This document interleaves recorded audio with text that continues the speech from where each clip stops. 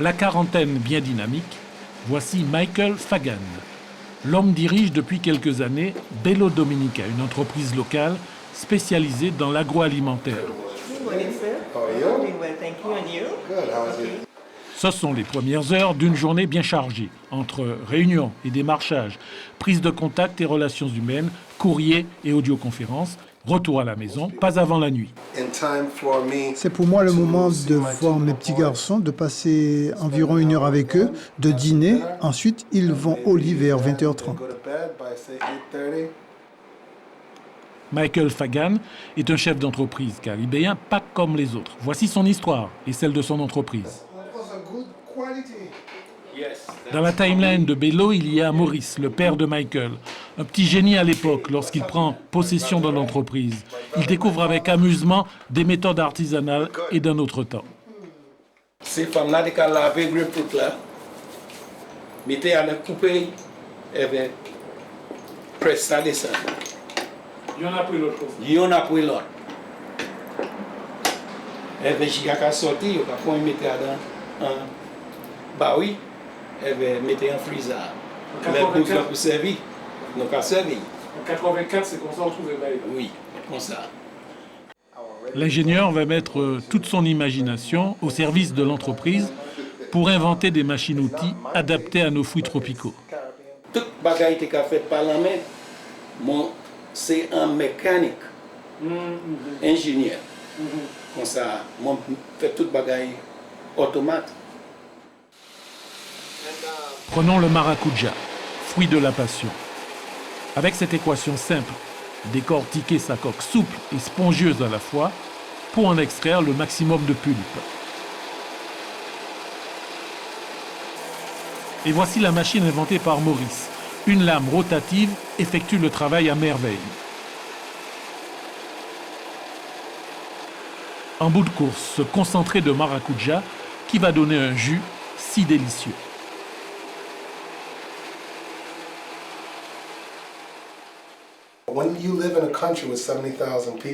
Quand vous êtes dans un pays de 70 000 habitants, cela vous oblige à vous diversifier. Parce que lorsque 70 000 personnes vous achètent pour $1, cela ne vous apporte que 70 000 $. Donc, pour gagner $1 million, je dois produire et vendre plusieurs choses. Est-ce que vous comprenez cela? Alors, ce que nous faisons, c'est que nous produisons certaines choses spécifiquement pour le marché local. Pour moi, c'est la base. Il y a d'autres produits que l'on déverse sur les autres marchés. Bello ne s'est pas contenté de ce minuscule marché local. L'exportation maîtrisée et savamment agencée leur a permis d'écouler leurs produits non seulement dans les autres îles de la Caraïbe, mais aussi aux États-Unis, en France et en Grande-Bretagne.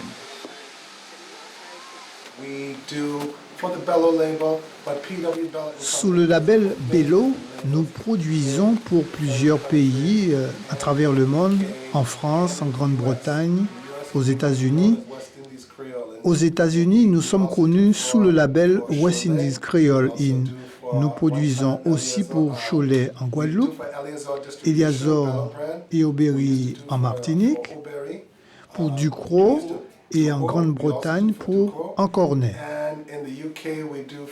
Si bien que nous sommes une petite compagnie, mais avec plusieurs facettes.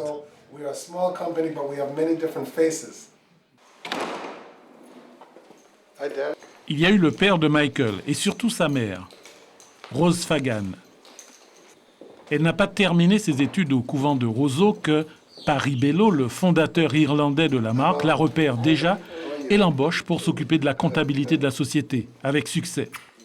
Mais Rose finit par suivre son mari à New York et quelques années plus tard, le couple rachète l'entreprise dominicaise sur insistance du propriétaire qui n'avait pas d'héritier. Au début, je ne voulais pas. Je n'étais vraiment pas intéressée parce que mes gosses étaient encore en classe et que je ne voulais pas revenir ici. Et puis quand ils m'ont relancé, mon mari était vraiment intéressé par cette affaire et ça m'a plu finalement. Vous savez, on a l'habitude de dire qu'il y a toujours une grande femme derrière chaque grand homme. Et cette grande femme, c'est ma mère. Elle nous a élevés tous les 9. Et est-ce que vous pouvez un instant imaginer le coût de la vie à New York pour élever 9 enfants? Et en plus, mon père et ma mère ont aidé à faire venir d'autres cousins pour leur scolarité aux États-Unis et on n'a jamais manqué de rien.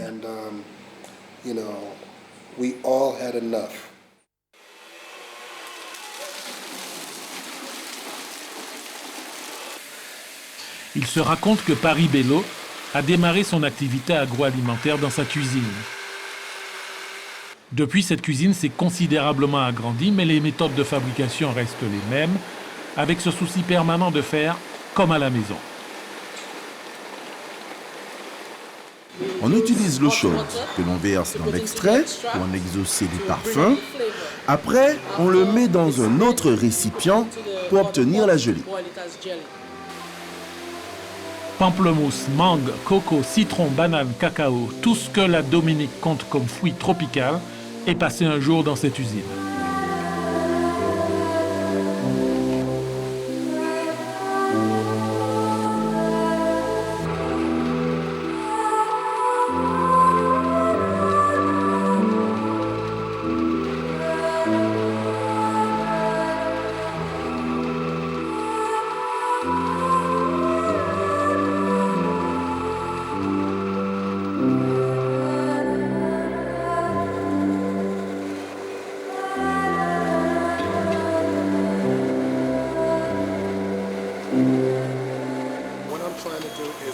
Ce qu'on a toujours essayé de faire, c'est d'obtenir des produits avec une forte valeur ajoutée pour les consommateurs, le marché caribéen et ce marché régional.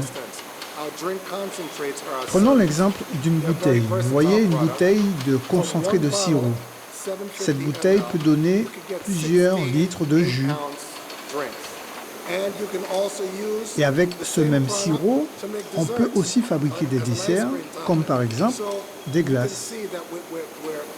Ainsi, à partir d'un produit traditionnel, on peut décliner des choses pour satisfaire la consommation. Et Michael Fagan finit par nous décrire sa vision à très court terme pour l'entreprise. À force d'observer les paquebots et les yachts de touristes passer devant son usine, il a fini par trouver comment les y attirer. Nous allons construire un quai ici, juste devant moi. Et nous allons accueillir la clientèle des yachts. Nous allons les faire venir jusqu'au snack qui sera là, à côté de moi. Ils auront également la possibilité d'acheter nos produits et de se procurer des recettes.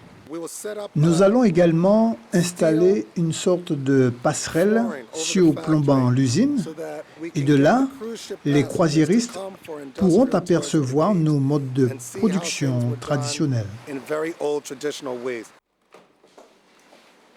Mais l'avenir à long terme de Bello a un fort goût de café, cet or noir en tasse que Michael prend le temps de déguster chaque matin.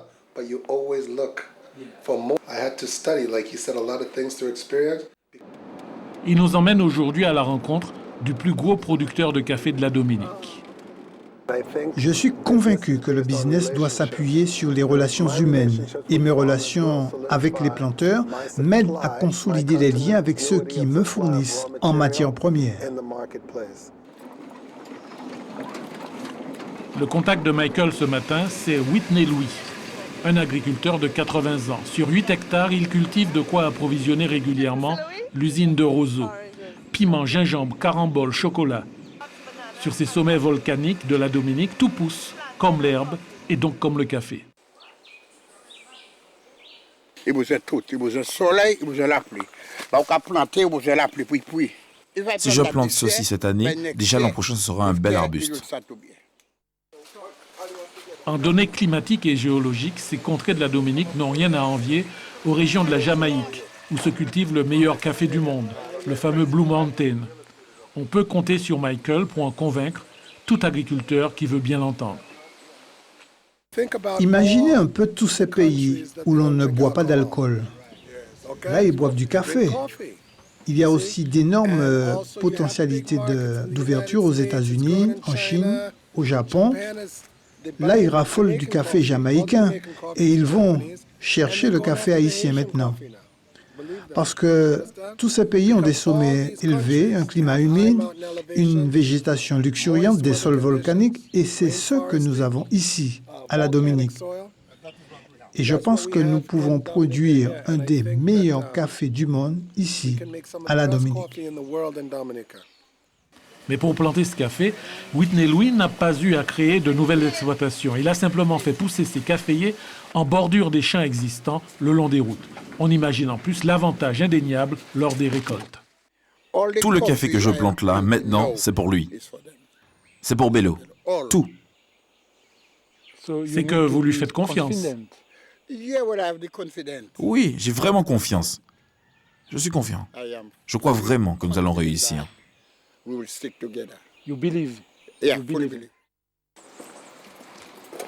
Hier, le café. Aujourd'hui, contact avec les planteurs d'ananas. Les rencontres avec le monde agricole sont permanents pour Michael.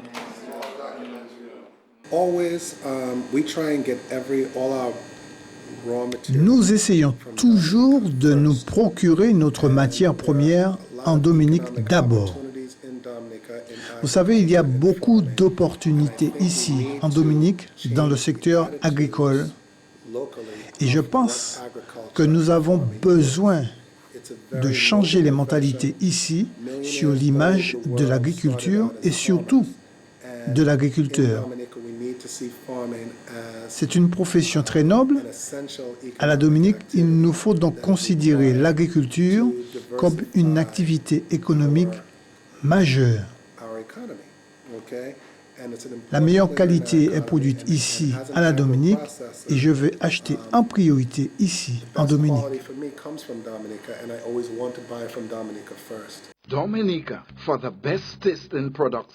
Mais Michael l'Américain ne s'est pas encore sérieusement penché sur les méthodes modernes de communication et de publicité. Seuls quelques spots autant sympathiques qu'artisanales sur les télés locales et sur le net. Quand j'ai laissé New York pour la Dominique, pour moi, tout devait aller très vite, d'un claquement de doigts. Je n'avais aucune patience. Et je voulais tout de suite. Or, les choses n'arrivent pas toujours comme on le voudrait. En tout cas, pas à la vitesse des hommes, mais à celle de Dieu. Vous comprenez, hein? Quand vous admettez cela, vous adaptez votre style de management à ce qu'il convient de mieux au personnel et vous pouvez réussir ici tout ce qui se réussit ailleurs dans le monde si vous comprenez comment motiver et communiquer avec les gens, comment vous faire comprendre. Donc vous êtes heureux d'être ici? Je suis très, très heureux. Merci.